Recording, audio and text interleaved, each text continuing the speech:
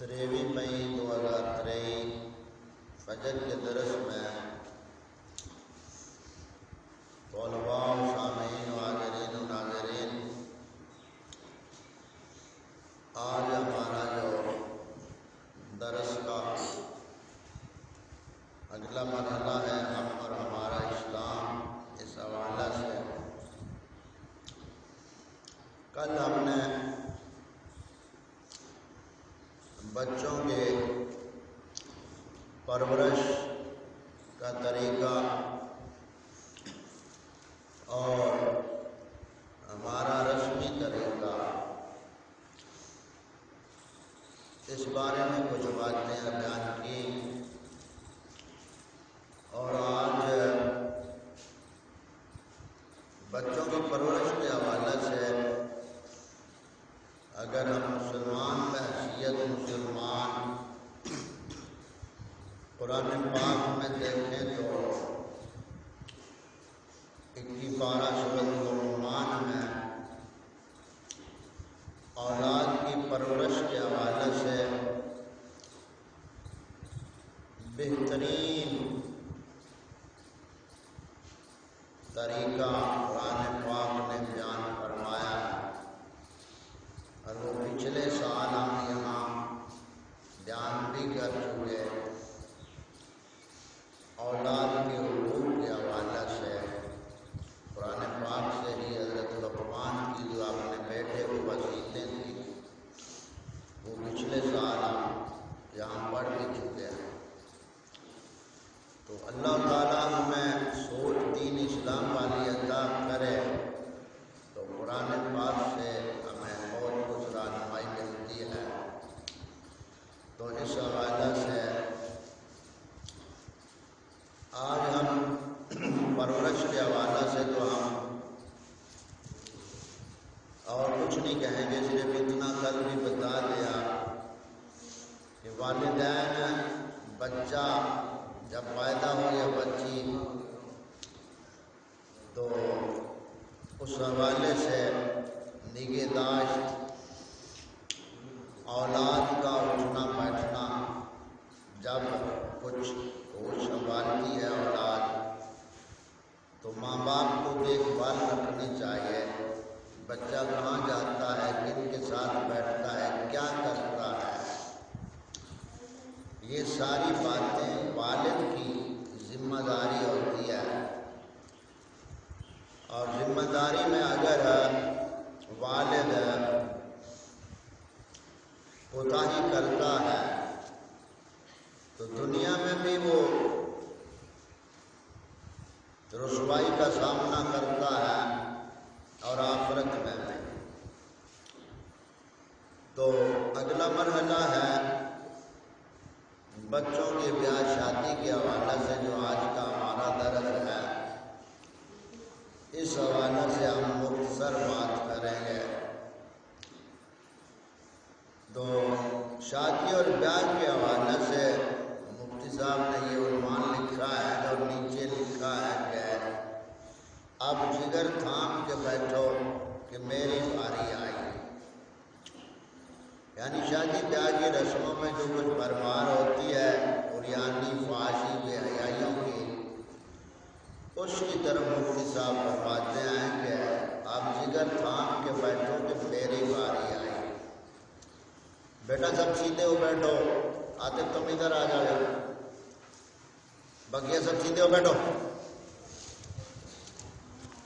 تو یہاں ہم سیدھے بیٹھو، سیدھے۔ شادی بیاہ کی رسموں کے حوالے سے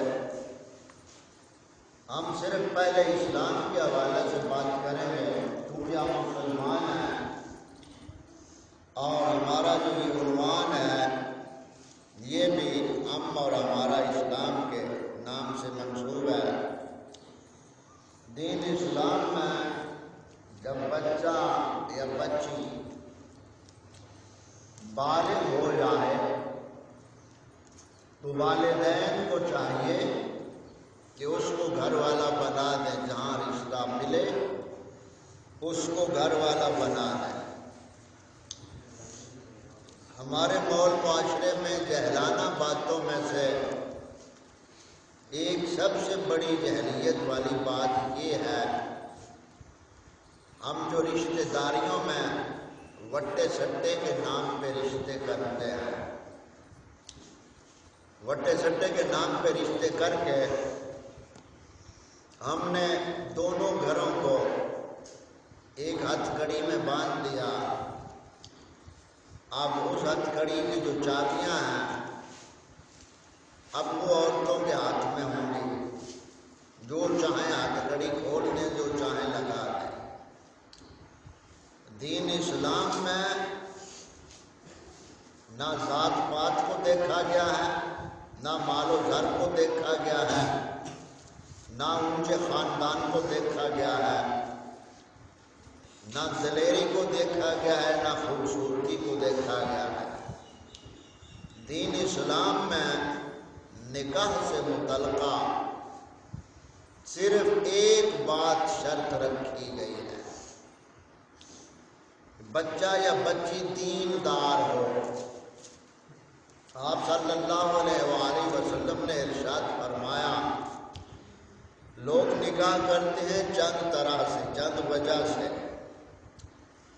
کچھ لوگ نکاح کرتے ہیں اس نیت سے، یہ دیکھتے ہیں کہ جہاں ہم رشتہ کر رہے ہیں بچی کا، تو جو لڑکے والے ہیں وہ بہت مالدار ہونے چاہیے۔ آج کل یہی زیادہ دیکھا جاتا ہے، یعنی مال و زر کو دیکھا جاتا ہے رشتے کے لیے۔ ایک پہلی چیز معاشرے کی نوسط یہ ہے۔ دوسرا، صورت سیرت دیکھی جاتی ہے، زیادہ صورت کے حوالے سے بھی معاشرے میں یہ دوسرا مرحلہ ہے کہ صورت دیکھی جاتی ہے۔ تیسرا مرحلہ ہوتا ہے کہ خاندان کیسا ہے۔ یہ تین باتیں معاشرے میں اکثر لوگ دیکھ لیتے ہیں، کرتے ہیں۔ ہمارے آقا کریم صلی اللہ علیہ وآلہ وسلم نے فرمایا کہ تم سب سے پہلے دین دیکھو۔ کیا دیکھو؟ سب سے پہلے دین دیکھو۔ لیکن ہم تو دین دیکھتے نہیں، ہم جو کچھ پھر دیکھ کر رشتہ کرتے ہیں اس کے نتائج بھی پھر بھگتنے پڑتے ہیں۔ اگر حسن کی صورت میں ہم نے رشتہ کیا ہے تو حسن فتنہ ہے، جب دین سے دوری ہے حسن فتنہ ہے۔ کل کو کوئی اور حسین ملا، رشتہ ٹوٹ گیا، آگے جڑ گیا۔ اسی طرح مال و زر کو دیکھتے ہیں تو کوئی اور مال و زر والا زیادہ مل گیا تو اسے چھوڑا، آگے نکل گیا۔ اور یہ علامتیں اور نحوستیں ساری اسی وجہ سے ہیں کہ ہمارے مول معاشرے میں دین سے دوری ہے۔ آقا کریم صلی اللہ علیہ وسلم نے جو فرمایا کہ سب سے پہلے دین کو دیکھو، کیونکہ اگر دین ہوگا تو صورت ہے اچھی ہے تو وہ پردے میں اپنے خاوند کی ہی امانت رہے گی، کیونکہ دین ہوگا اس کے پاس۔ اور دین اگر پاس ہے تو مال و زر رب تعالیٰ نے عطا کیا ہے، تو اسی مال و زر سے وہی عورت جو دیندار ہے یا بچہ دیندار ہے، اسی مال و زر سے وہ اپنی آخرت بہتر بنائیں گے اور غریبوں کی مدد کریں گے اور دین کے راستے پہ اپنے پیسے کو خرچ کریں گے۔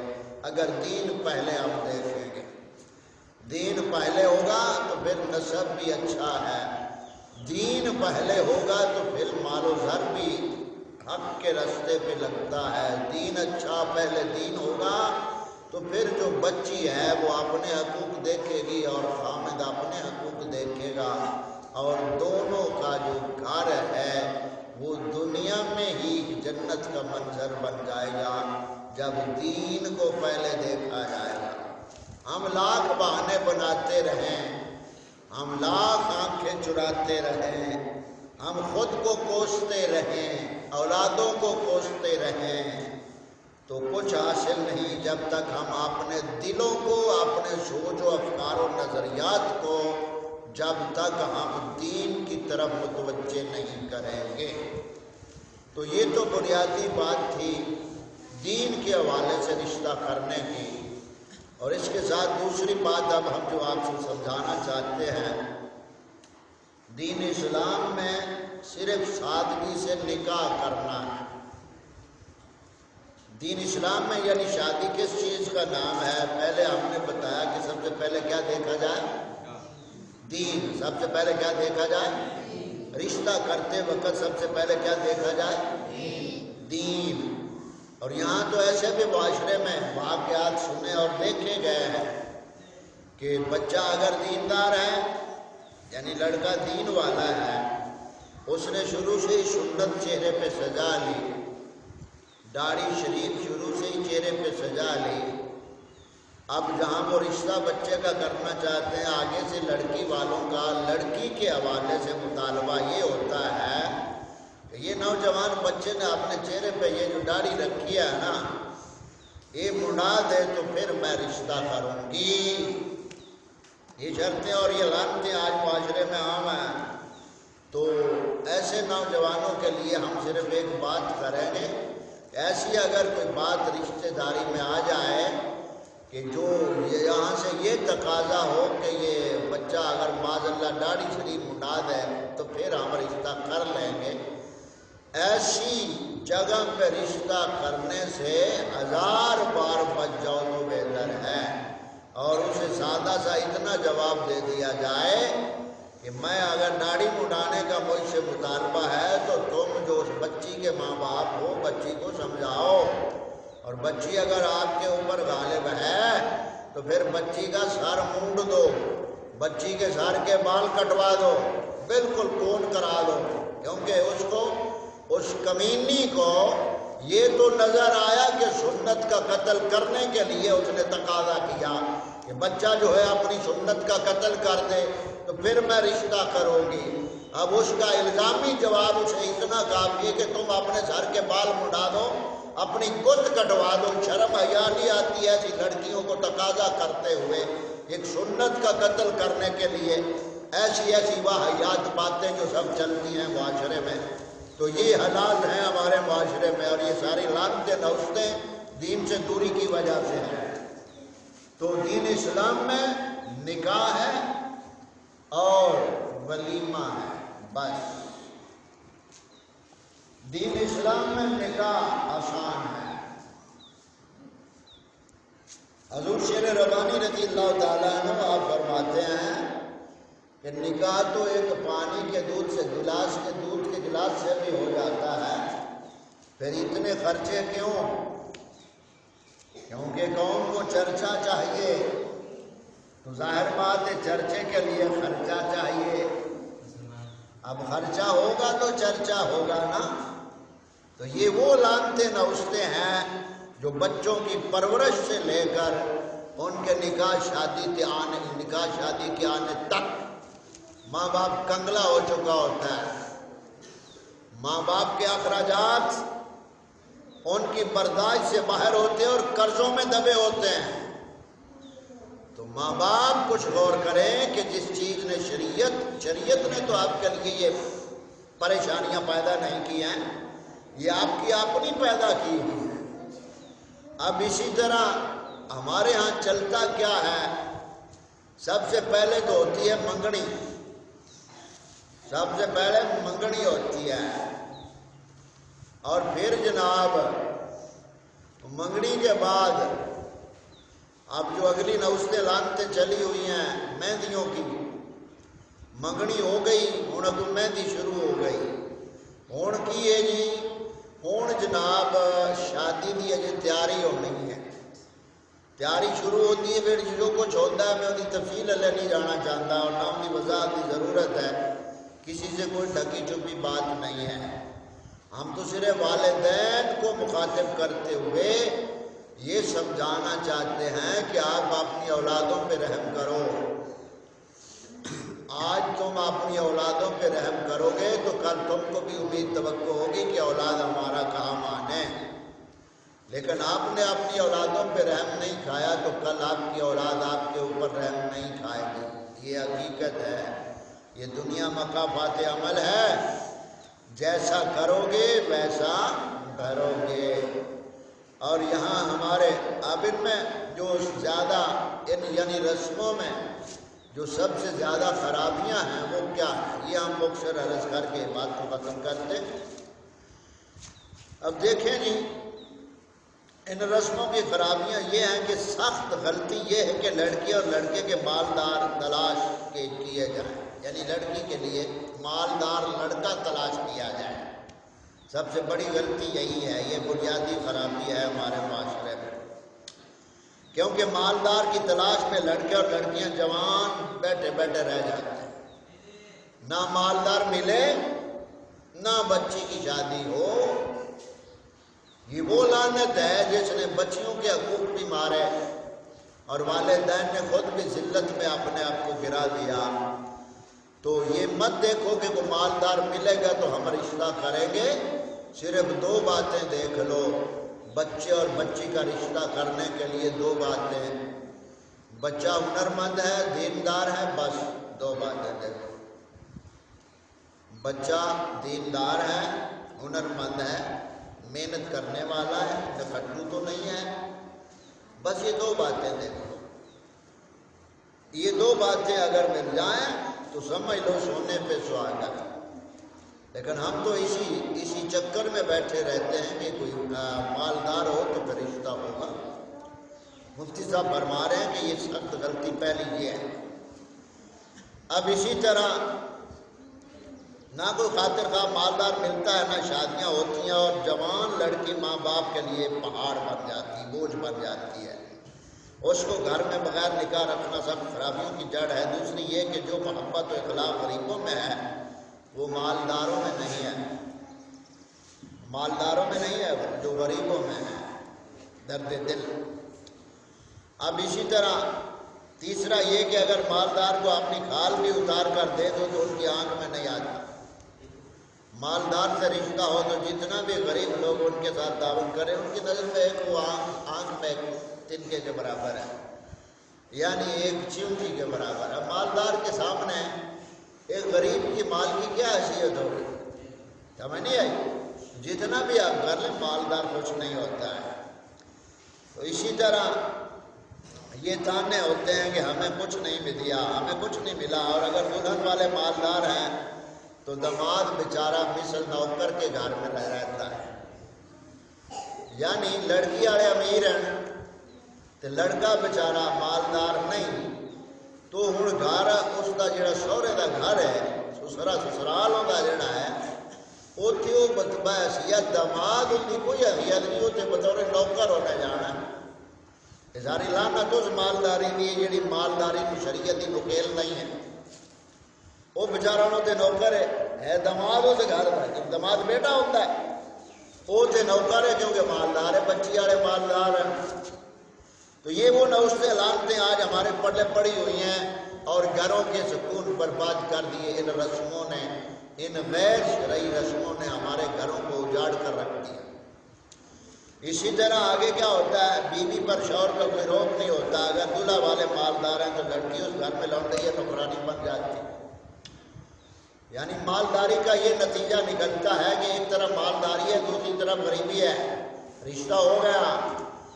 اب لڑکے والے مالدار ہیں تو جو بیوی ہے اس خاوند کی، اس نے اسے نوکرانی سمجھ رکھا ہے مال کے بل بوتے پر، اور اگر لڑکے والے امیر ہیں تو لڑکی وہاں نوکرانی ہوتی ہے جو بہو ہوتی ہے، اور اگر لڑکی والے مالدار ہیں تو وہ لڑکا وہاں نوکر ہوتا ہے، جو سسر ہوتا ہے۔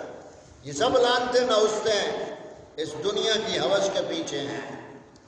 اور اسی طرح اور دیکھیں آپ کے اپنی لڑکی ایسے گھر دو جہاں وہ لڑکی غنیمت سمجھی جائے، یعنی جہاں دین ہوگا وہاں لڑکی کی بھی قدر ہوگی، کیونکہ دین جو ہے یہ عدل و انصاف کرتا ہے۔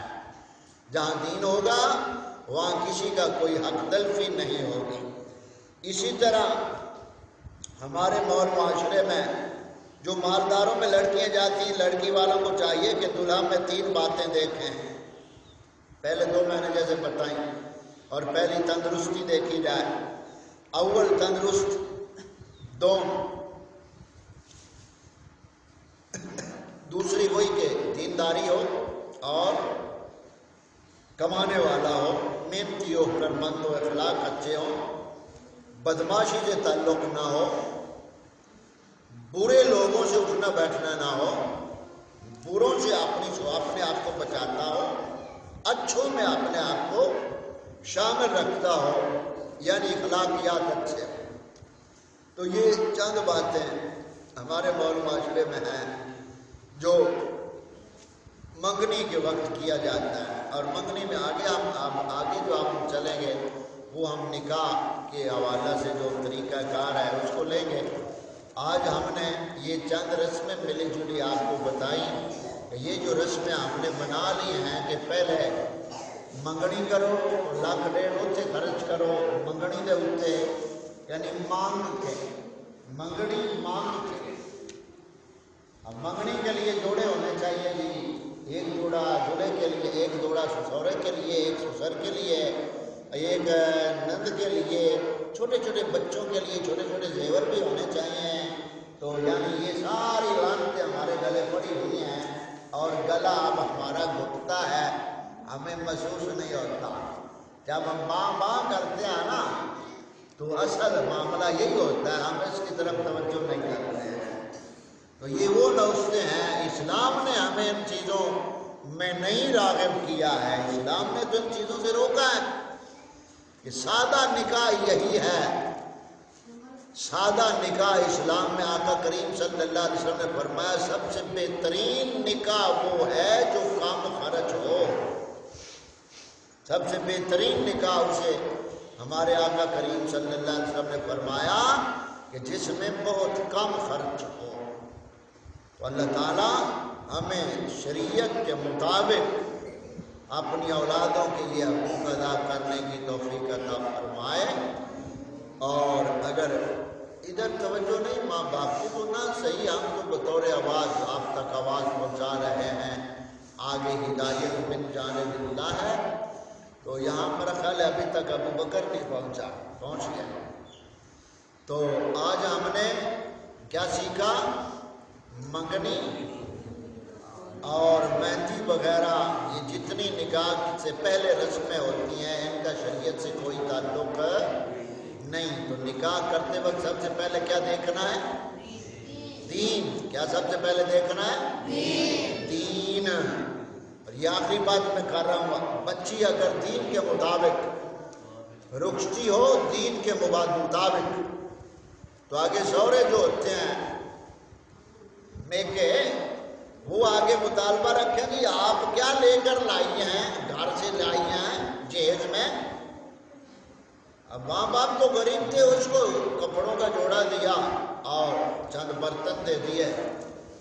تو آگے جو تھے انہوں نے سسرال، انہوں نے بچی سے سس نے تقاضا کیا، اب جیسے سے بڑے نے منہ ماری ہوگا نا، بڑے مینے دینے ہوتے ہیں نہ ایک دوجی کو، تو اپنے پوے دے گھروں کیڑی شے لے کے آئی ہے، یہ پھر انہاں دے کرتوت ہوتے ہیں۔ تو دیندار بچی جو ہے وہ ایسی سس کو، جو سس یہ تقاضا کرے کہ جی آپ کیا لے کر آئیں، تو بچی اگر دیندار ہوگی تو بچی کا اتنا کہہ دینا کافی ہے سب اس گھر والوں کے لیے اور پوری دنیا کے لیے، مسلمانوں کے لیے، اس بچی کا صرف اتنا کہہ دینا، جو بچی دیندار ہو وہ صرف اتنا کہہ دے کہ میں اپنے گھر سے وہ لے کر آئی ہوں جو ہمارے آقا کریم نے اپنی پیاری بیٹی فاطمہ کو عطا کیا۔ تو اتنا کافی ہے مسلمان کے لیے۔ ہمارے آقا کریم صلی اللہ علیہ وسلم کی شہزادی کونین کا نکاح مبارک اور رشتی مبارک، اس کو آگے چل کر ہم پھر بیان بھی کریں گے۔ تو آج ہم اس بات کو یہاں ختم کرتے ہوئے، یہ جو نکاح سے پہلے کی رسم ہے کہ ایک بار پہلے جناب منگنی کے لیے جاؤ، پھر پسند ہو تو پھر منگنی توڑ دو، پسند نہ آئی بعد میں تو پہلے ہی چھان بین کرو اور ایک دفعہ نکاح کرو، اللہ اللہ خیر صلی۔ تو خیر جتنے پاؤں پھیلاؤ گے اتنی ہی چادر آپ کے پاؤں کے نیچے سے کھسکتی چلی جائے گی۔ ایک ہوتا ہے دین کو سمجھ کر ان رسموں سے بچ جانا، دین کو سمجھ کر مان کر ان رسموں کے اوپر لعنت ڈال کر ان سے علیحدہ ہو جانا دین کی وجہ سے. اور ایک ہوتا ہے علیحدہ ہونا کہ ہوں جناب خرچے نہیں اتنے ہوندے لہذا ہوں آیا کام چھڑ دے ہو خرچہ نہیں ہے. اس حوالے سے اگر ہم چھوڑتے ہیں تو وہ چھوڑنا نہ چھوڑنا برابر ہے، کیونکہ چھوڑو تو یہ سمجھ کر کہ دین میں یہ خرابات اور فضول خرچیاں ہیں جس نے ہم کو کنارے لگا دیا، تو دین کے حوالے سے جو بھی عمل ہوگا اس پر اللہ تعالیٰ اجر اور جزا عطا